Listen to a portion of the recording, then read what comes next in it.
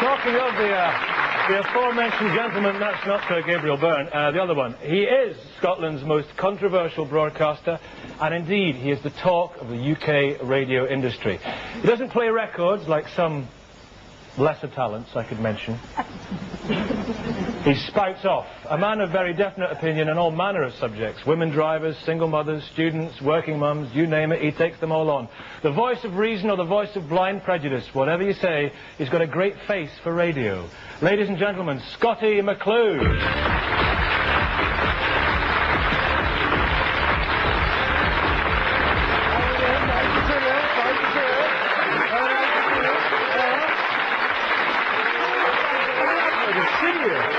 And a great honour it is too. Nice to meet you. Thank you.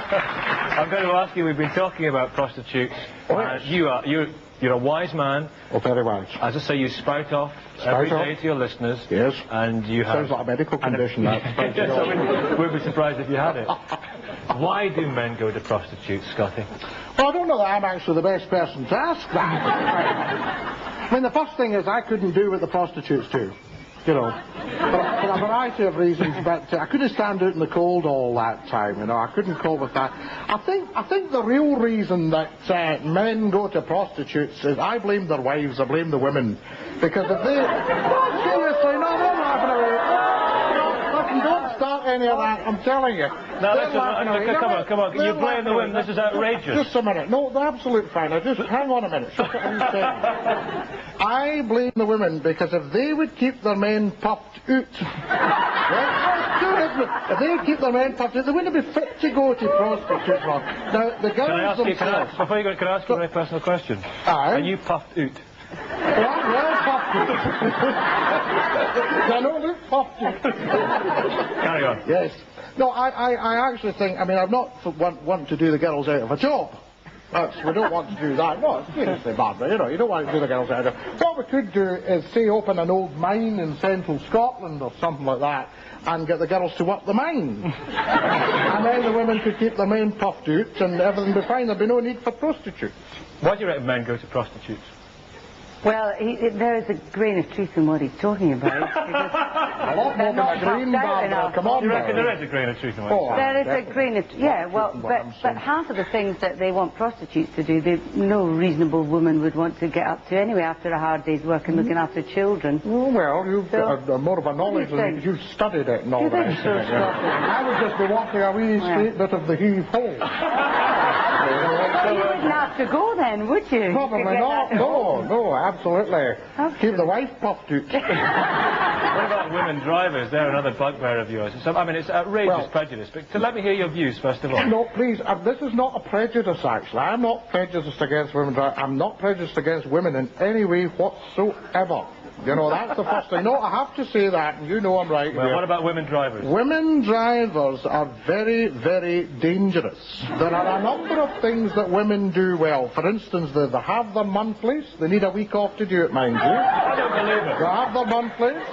They have babies. Can I hit him? Yes. Now, they have... No, but listen, seriously, Barbara, think about it. They have babies. And the babies are accompanied with all this shouting and bawling and Now, I suspect that is made up. They talk about the pain of childbirth, but I think that's actually made up.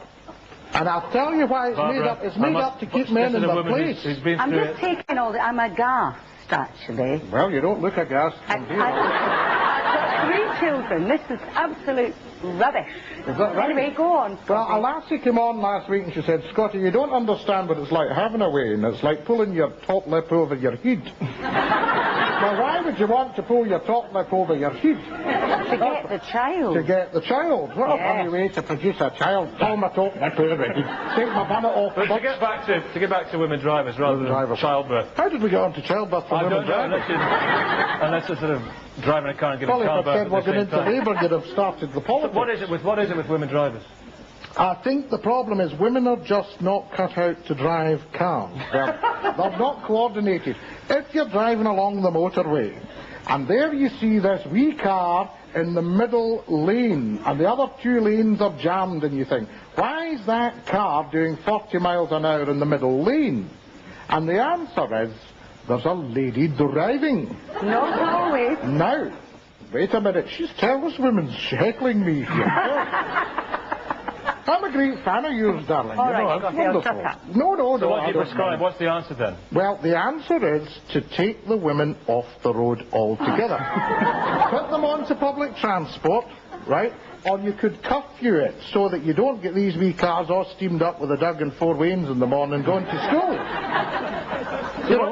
What you're doing is, you see, on your show, you're doing all this sort of stuff, which you obviously very much believe in. Absolutely. Yeah. And there's, you know, as Barbara says, in some of the things you say, My missus is in some of the things you say, there is a certain grain of truth. But are you not in danger of whipping up prejudice amongst people? Because you're opening a real can of worms here, aren't you? I mean, what if racists come on your show? Oh, we don't like racism. There's no need for it. Because, I mean, it doesn't matter. I mean, because somebody is perceived as being different because of their skin or something like that, we don't put up with any of that nonsense. But we must sort the women out. And we must sort the single mothers out. The other ones just... Oh, there's some single mothers in here tonight. I can hear you. I can hear you. All right, let me hear about single mothers then. Well, the problem with the single mothers... I mean, people don't realise what I'm about here. I'm trying to protect these girls. That's big of you. It's very big of me, and I am very big. I'm trying to get down to 20 stone. Now, here, I haven't said hello to my friends in Maryhill. Are we on there? Hello, all the friends in Maryhill and my mother there tonight. Nice to see you. Just sorry about that. But it's just been here with the big wigs. No, the thing about the single mothers, Nicky, and everybody knows this, is what happens a lot of the time is young girls go out for a Friday night, they drop their drawers, dearest. I've said it now, I've said it. They drop their drawers and they maybe have a wee. Now the problem is these girls come on the telly and they say to me things like, it happens. Now it doesn't happen. No, if you don't drop your drawer. And that's the worry about it all, you see. Now what I'm saying is, look, if you're wanting a wean, right, because women are always very cautious people until they want a child. Then you have to go to bed if you're a man with your duffel coat on. And I have to put on these pyjamas with the feet that zip up the back. The thing is, radio is a very, very powerful You're laughing at me. No. I'm laughing with you. I hope so. Well, I'm not making a fool of me. We'll have a little bit more for you, but not too much later on. No more. Ladies and gentlemen, put your hands together in appreciation for the wit and wisdom of Scottie McClue.